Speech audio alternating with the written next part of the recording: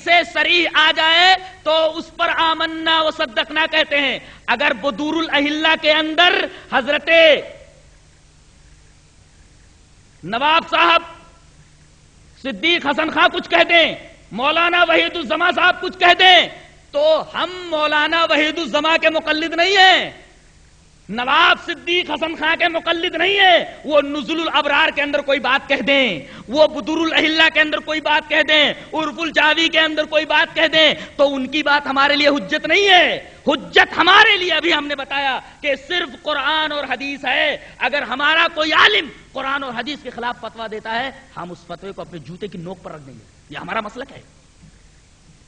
ہم تو رسول اللہ صلی اللہ علیہ وسلم کی احادیث کے مقابلے میں جب صحابہ کرام کا قول نہیں لیتے تو ہم اپنے عالم کی کسی بات کو لے سکتے ہیں جب وہ قرآن و حدیث کے خلاف ہو. تو متعا جب نص صریح سے ناجائز ہے، حدیث صریح سے ثابت ہے، تو ہم کس طریقے سے جو ہے اس کو جائز قرار دے سکتے ہیں؟ کیسے مان سکتے ہیں؟ کہتے ہیں یہ کھڑے ہو کر پیشاب کرنے والے. ارے بھائی، کھڑے ہو کر پیشاب کرنا منع تھوڑی ہے. اگر کوئی تکلیف ہو تو کھڑے ہو کر پیشاب کر سکتے ہیں. اس پر برسنے کی کیا ضرورت ہے؟ اس پر برسنے کی کیا ضرورت ہے؟ کھڑے ہو کر پیشاب کر سکتے ہیں. رسول اللہ صلی اللہ علیہ وسلم نے کیا ہے. دلیل دوں؟ وعن ابی ہریرہ رضی اللہ تعالی عنہ اتى النبي صلى الله عليه وسلم سباطة قوم فبال فدعا بماء فجئته بماء ثم توضأ. رواه البخاری فی کتاب الطہارہ.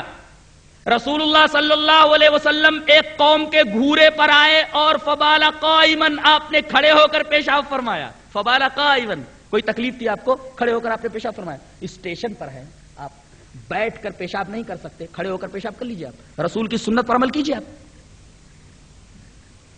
شریعت بہت ہی آسان ہے، عمل کرنے کے لیے آدمی آگے بڑھے. کہتے ہیں کہ جب آپ نے کھڑے ہو کر پیشاب فرمایا قوم کے اس گھورے کے اوپر، پھر پانی منگوایا. فجئتہ بماء، میں پانی لے کر کے آیا. فتوضأ، رسول اللہ صلی اللہ علیہ وسلم نے وضو فرمایا.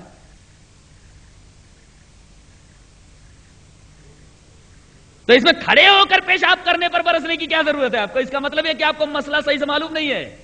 یہ مسئلہ حقیقت میں کیا ہے؟ رہا اماموں کی باتوں کے تعلق سے کہ اماموں کی باتیں حجت ہیں یا نہیں ہیں، اس سلسلے میں چاروں اماموں کی بات نقل کر دیتا ہوں. ایقاظ ہمم الابصار کے اندر صالح فلانی نے لکھا ہے، حضرت امام ابو حنیفہ رحمۃ اللہ علیہ کا قول کیا؟ اذا قلت قولا يخالف کتاب اللہ وخبر الرسول فاترکوا قولی. صالح فلانی نے ایقاظ ہمم الابصار کے اندر یہ قول نقل کیا ہے کہ جب میں کوئی ایسی بات کہوں جو اللہ کی کتاب اور رسول اللہ صلی اللہ علیہ وسلم کی حدیث کے خلاف ہے تو میری بات چھوڑ دو. سیدھی سی بات ہے.